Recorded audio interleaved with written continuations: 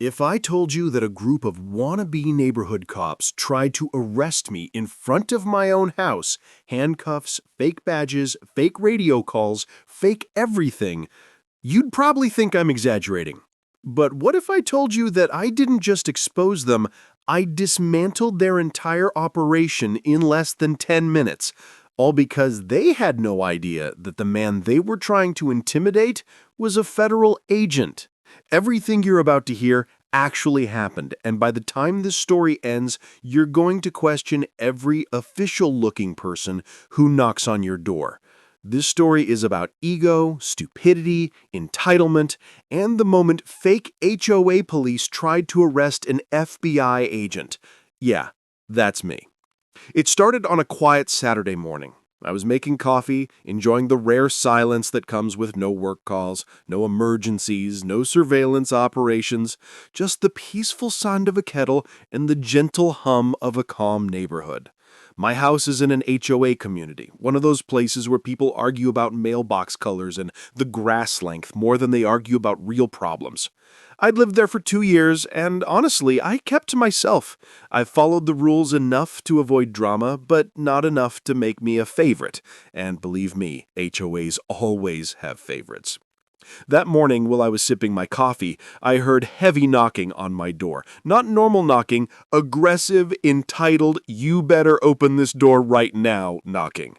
Instantly, my instincts switched on. Years of training don't disappear just because you're home on a Saturday.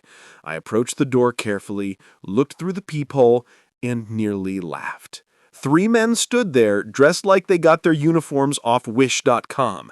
Dark navy shirts with iron-on patches, plastic badges that shined more from cheap material than authority, and belts with props that looked like they belonged in a child's Halloween set. They even had radios clipped to their shoulders, except I could hear static from YouTube police scanner audio. Yes, really. One of them, the one with the most inflated chest and the thickest sunglasses, shouted, "Open the door, HOA Enforcement Police." I quietly wondered which word should offend me more, enforcement or police, because HOAs definitely have neither. They have board members with too much time, too little power in life, and an obsession with controlling other people. But fake cops? That was new. I opened the door halfway, just enough to show my face, but not enough for them to step inside.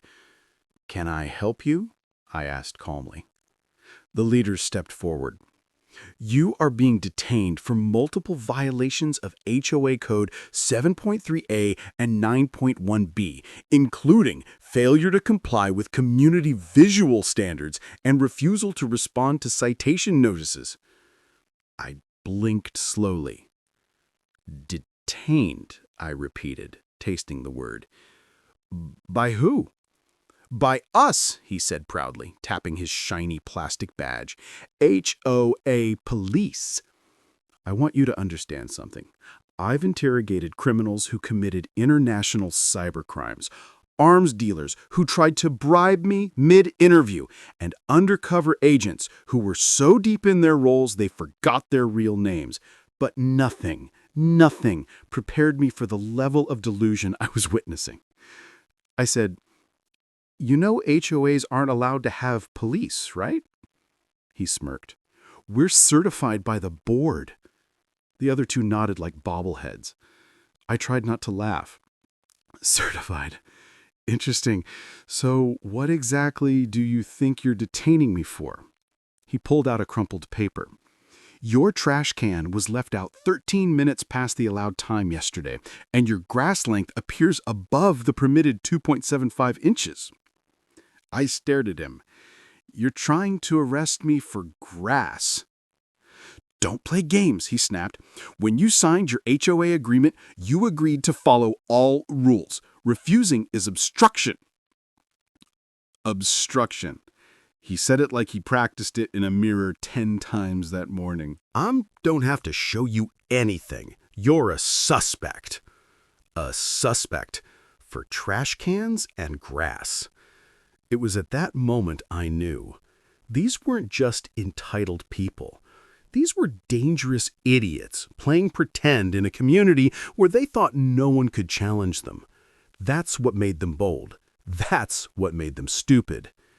The leader grabbed my arm, and that's when things changed. His grip tightened, but before I reacted, he loudly spoke into his fake radio, "Dispatch, we have the subject resisting!" I could literally hear the background audio, static, and a pre-recorded police radio clip from some video. I stared at the guy, and for the first time, I got genuinely irritated. I stepped back and said firmly, "Remove your hand. Now." He didn't. He tightened it. Bad choice. I twisted his wrist in a controlled, non-injuring maneuver that instantly made him bend forward. The other two jumped back like I'd pulled a gun on them. I didn't hurt him, just enough pressure to make a point. "What the hell? Assaulting an HOA officer is a federal crime!" he shouted. Now I couldn't hold it in anymore. I laughed. Not just a chuckle, an actual laugh from deep in my chest. I said, "A federal crime. Buddy, you have no idea what a federal crime is." He froze. I released his wrist and slowly reached into my wallet. I pulled out my badge. The real badge. The one that actually has authority behind it. The one that actually means something. The one issued by the Federal Bureau of Investigation. When they saw it, their faces drained so fast, I thought they'd pass out.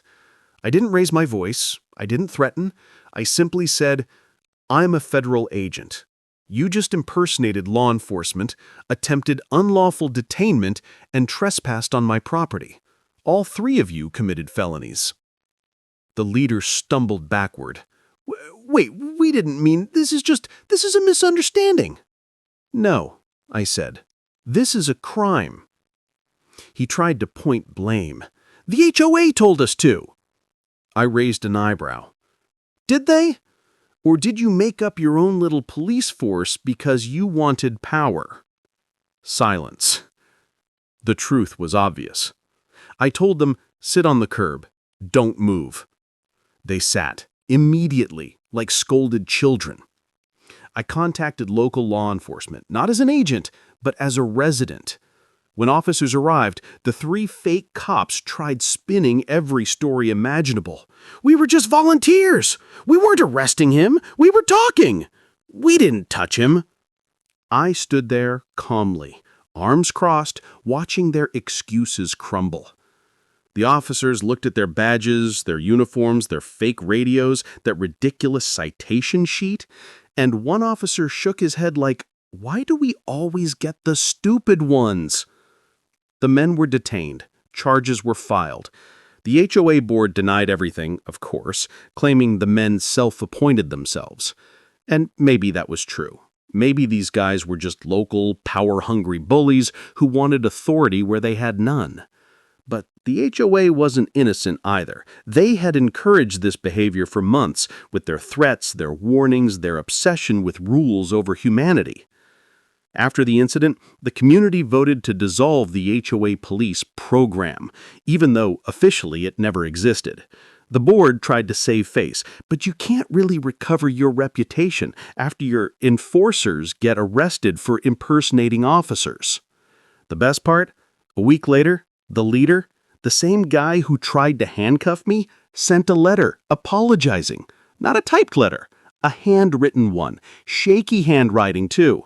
He wrote, "I didn't know who you were."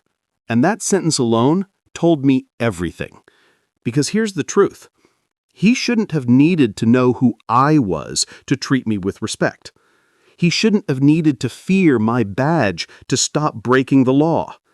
He shouldn't have needed to get arrested before realizing authority is earned, not worn through cheap patches. People like him don't crave justice. They crave control. They don't want to keep communities safe. They want to feel like someone. They want power because their real lives don't give them any. And when you mix entitlement with pretend authority, you get chaos. The incident changed the neighborhood. For months, people avoided eye contact with me, half afraid, half grateful. Some thanked me quietly for handling the problem. Others pretended it never happened. But me? I just wanted peace. I didn't expose them for glory or revenge. I exposed them because people playing cop is one of the most dangerous things in a community. They escalate, they provoke, and someone always gets hurt. But the funny part? Every time I take my trash can out now, it's on time. Not because I fear the HOA, but because I know somewhere out there 3 embarrassed men are telling a story about the time they tried to arrest a federal agent over garbage and grass. And honestly, that makes my Saturdays a little brighter.